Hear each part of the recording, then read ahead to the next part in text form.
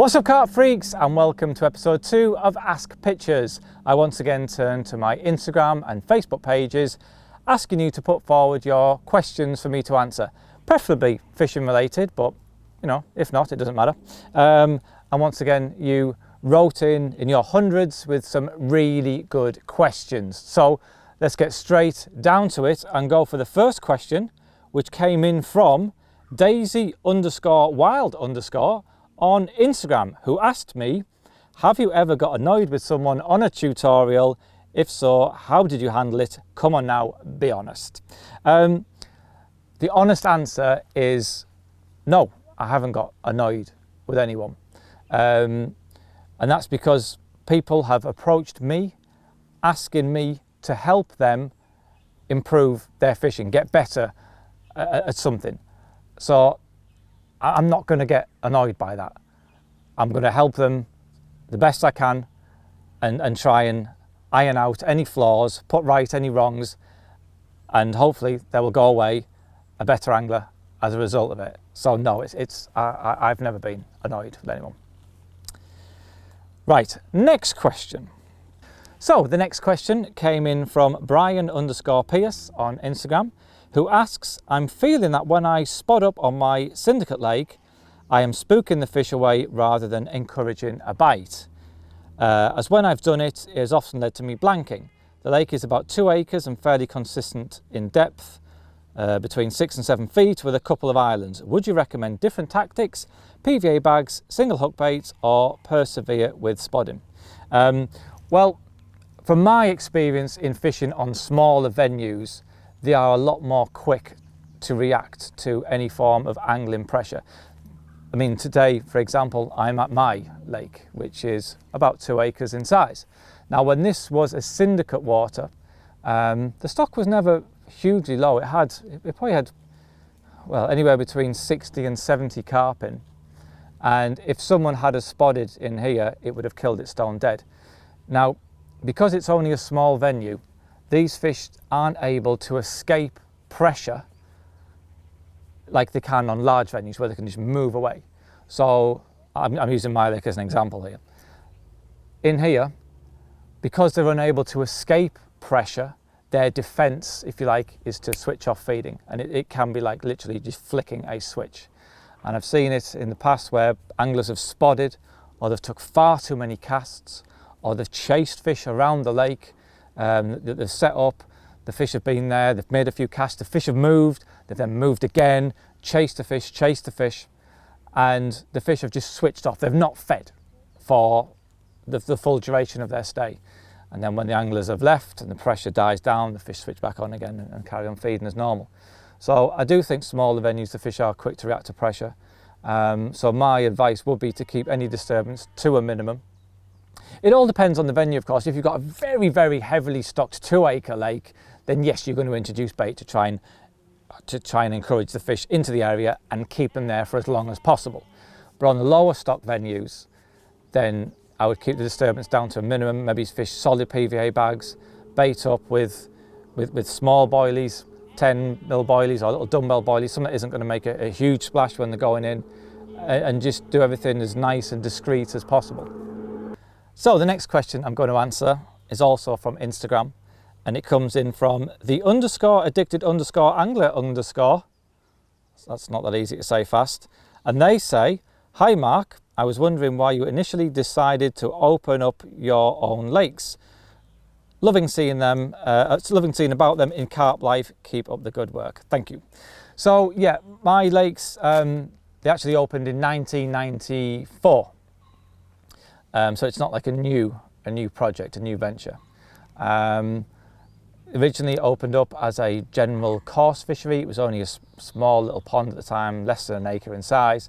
It was then extended at a later date to over twice the size, and then it turned into an exclusive syndicate.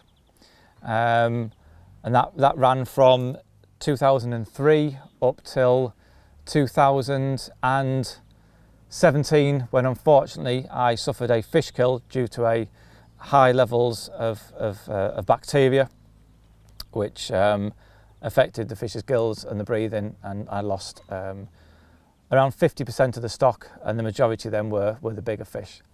And when that happened, I guess I was faced with two options. I could either sell the lake and walk away. I could just, well, three options I suppose. Sell the lake, walk away, just leave as it is and not do anything about it, and just have the remaining stock left in there. Probably never open it again to fishing, just use it as my own garden pond if you like. Or the other option was to invest a lot of time, a lot of money, a lot of work back into it and make the lake better than it's ever been before. And it isn't really in my nature to quit, and obviously went with the final option. And that's what I did. It meant completely draining down the lake, removing all the build-up of silt, which was the catalyst for what happened. So the lake was drained, desilted, dug slightly deeper all over to give it extra depth. The lake was extended slightly as well, and a lot of money went back into stocking some new stock fish. And I honestly think now the lake is the best it's ever been. There isn't the number of large fish that there once was when it was a syndicate lake, but it is not going to take long for the lake to supersede what I already had. Okay, another question on Instagram from tom.holland.444, who says, "Hi Mark, what would you say has been your favourite accomplishment in fishing other than having a career in it? A particular PB or catching from a challenge in water or completing one of the challenge videos maybe?" Okay, now I don't even need any time at all to think about the answer to this question, because without a doubt the proudest moment in my angling career is representing England on a world championship level. When I was a junior, I used to match fish, actual match fishing. I don't mean carp match fishing like we have today. I mean, I don't get that scene at all. To me, it's not carp fishing as I know carp fishing, and it isn't match fishing as I know match fishing. But I mean actual match fishing. I entered my first match when I was 13 years old and won that. And then from there, I was fishing matches most weekends and winning or picking up money more or less every week. And as a 13, 14-year-old, it was great pocket money. And what I used to win used to actually fund my carp fishing. And then during the summer holidays and things like that, I would be using my carp fishing tackle that was paid for by the match fishing that I was doing on the weekends. But when I was 16 years old, I got offered a trial for the England youth team. I didn't make the World Championship squad that year, but I did make the home international team, and we won a team gold. The following year, I had more trials for the World Championship squad, which I made, and we fished the River Po in Turin, Italy. Sadly, we didn't pick up any medals, but it was a huge learning curve, and that was the proudest moment, without a doubt, of my angling career. First time fishing for England.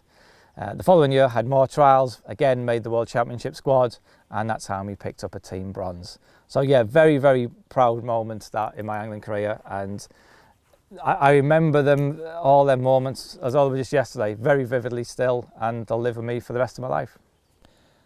So the next question we've got comes in from Mitchell Pro Turner on Instagram, who asks, would you rather not be able to have another high paw or never explore another overgrown back channel? I mean, that's a good question. To be honest, it's one of those questions that keeps me awake on a night. And I've come to the conclusion that I'm not actually too fond on overgrown back channels or front channels for that matter. So I think I'd rather sacrifice them than live my life without a high paw. So we've got a question now on Facebook from Angela Giles, who asks me, Mr. Mark Pitcher's question for you. If you were able to and had no other commitments, where would you love to go and fish? Somewhere you haven't been before, and why? Well, I think a lot of people assume that because I'm on the bank a lot, I actually get to do a lot of my own fishing. I can go wherever I want, whenever I want. And that really isn't the case. My time on the bank is spent filming, doing tutorials, So my own fishing time is very limited. Last year it was just one session where it was just me fishing. But things are changing next year, which I can't really explain about right now. And what I would love to do with more time is to be able to fish more in Europe. I enjoy the travelling side of the fishing, going overseas and exploring new venues, and just fishing on places where you don't know what the possibilities are. It may not even be fishing for huge fish. It's just about the thrill of the chase. And it's a bit like what myself and Harry Charrington have been doing when we've been filming In Pursuit of Carpiness, and recently In Pursuit of Carpiness 2. Just been amazing adventures, and I would love to do more of that with my spare time next year. So it's time now for the winning question, and it came in on Facebook from Marie Waldron. Well done, Marie Waldron. You will win some CC Moore goodies. So drop me a message with your address and details and we'll get them posted out to you.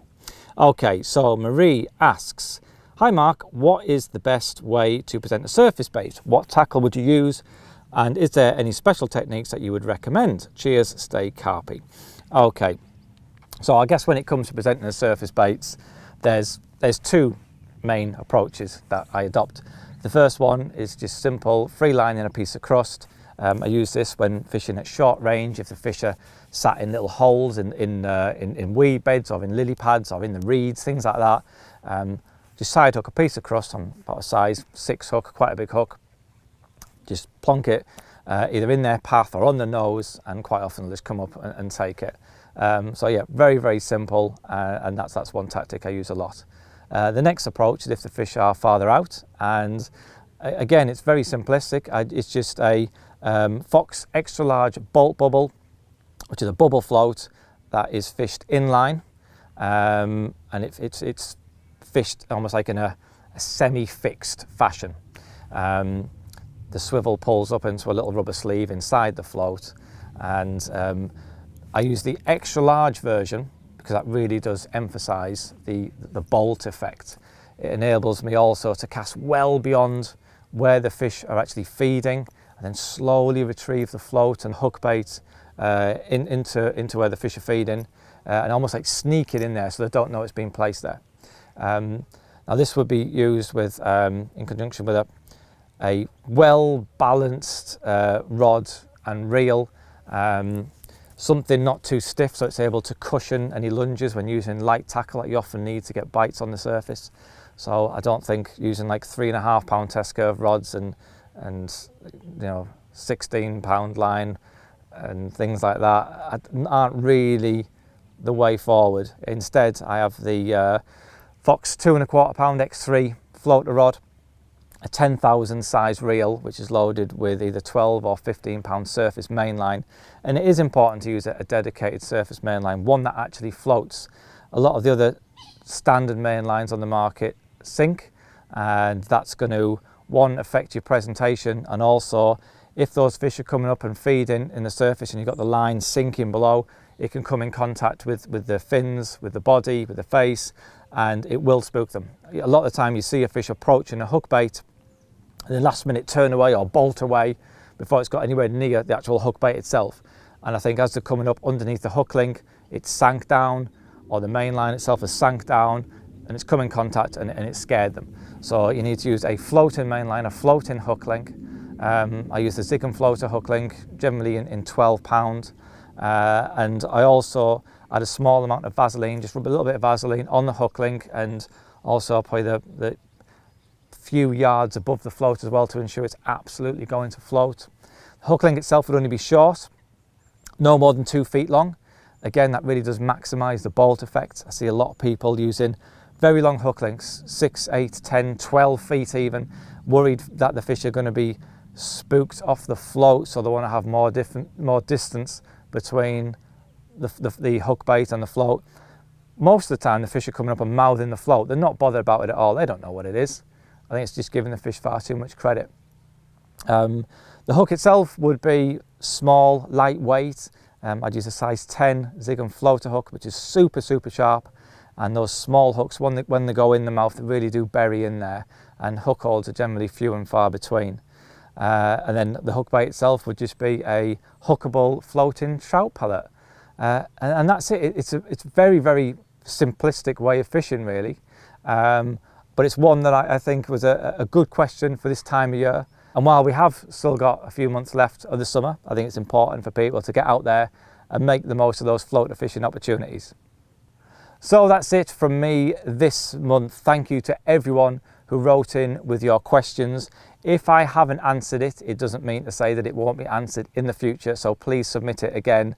Keep your eyes peeled on my Instagram and Facebook page, because I will be asking for more questions for me to answer next month. But until then, stay carpy.